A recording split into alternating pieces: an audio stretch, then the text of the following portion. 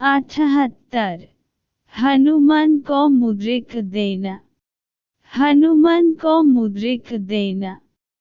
वानर युद्धपतियों को इस प्रकार की कठोर आज्ञा देकर सुग्रीव हनुमान से बोला, हे कपिश्रेष्ठ, पृथ्वी, अंतरिक्ष, आकाश, पाताल, देवलोक, वन, पर्वत, सागर कोई ऐसा स्थान नहीं है जहाँ तुम्हारी गति न हो।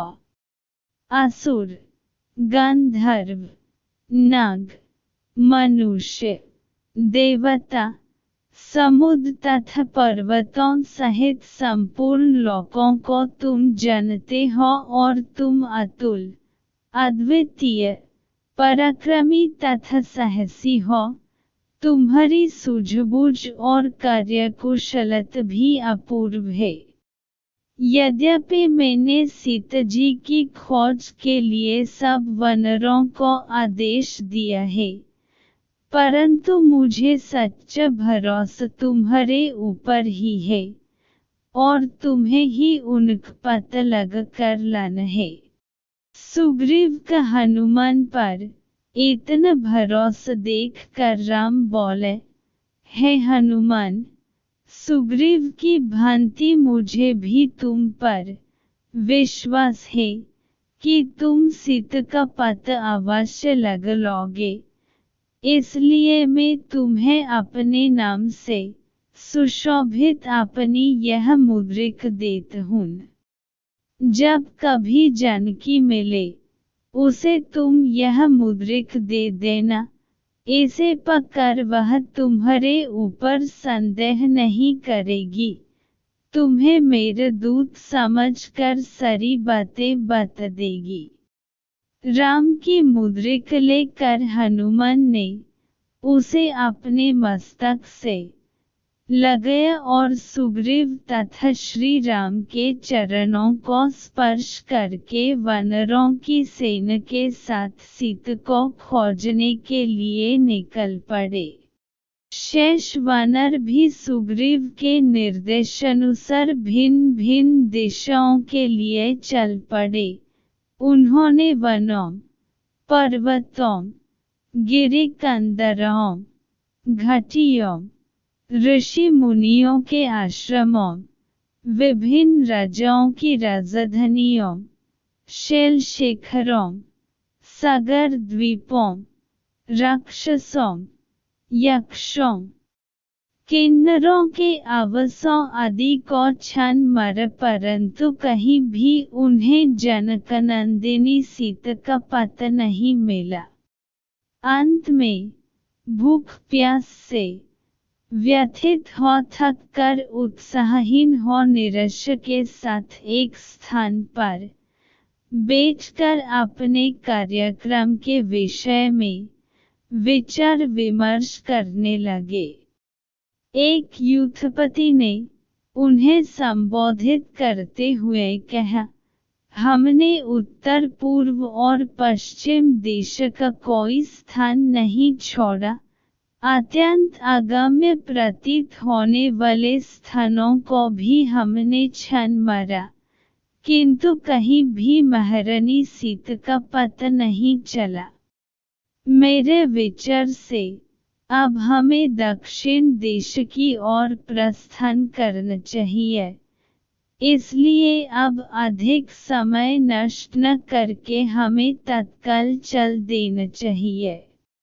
युद्धपति का प्रस्ताव स्वीकार कर सबसे पहले यह दल विंध्याचल पर पहुंचा। वहां की गुफाओं, जंगलों, पर्वत शिखरों आदि सभी स्थानों को उन्होंने छान मारा, किंतु जनकनंदिनी सीता के उन्हें दर्शन नहीं मिले। विंध्य पर्वत के आसपास का महान देश अनेक गुफाओं तथा घने जंगलों से भरा था, इसलिए वहां जानकी जी को ढूंढने में उन्हें अत्यंत कठिनाई का सामना करना पड़ा। इस प्रकार से जानकी जी की खोज के लिए सुग्रीव के द्वारा दिया गया समय व्यतीत हो गया।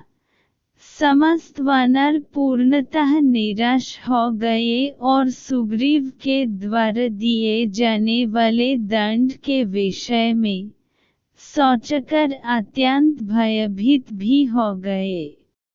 उनकी निराशा और भय को देखकर महबुद्धिमान अंगद ने कहा, निराश और भयभीत होने की आवश्यकता नहीं है।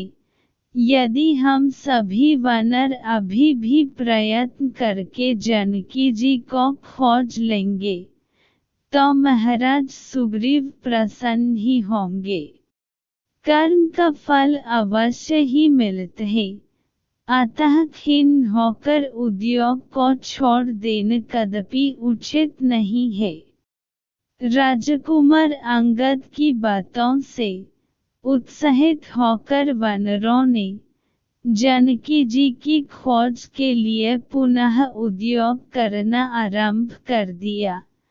वहन के अत्यंत भयंकर तथा सुनसान जंगलों में न तो पानी मिलता था और न ही किसी प्रकार के कंदमूल फल ही मिलते थे। मनुष्य का तो नमोनिशान तक दिखाई नहीं देता था। वहन अन्वेषण कार्य बहुत ही कठिन था और वानरों को वहन अत्यंत कष्ट सहन करना पड़ा। समस्त वानर भूख प्यास से व्याकुल होकर वहन घूम रहे थे, तो उन्हें एक गुफा दिखाई पड़ी।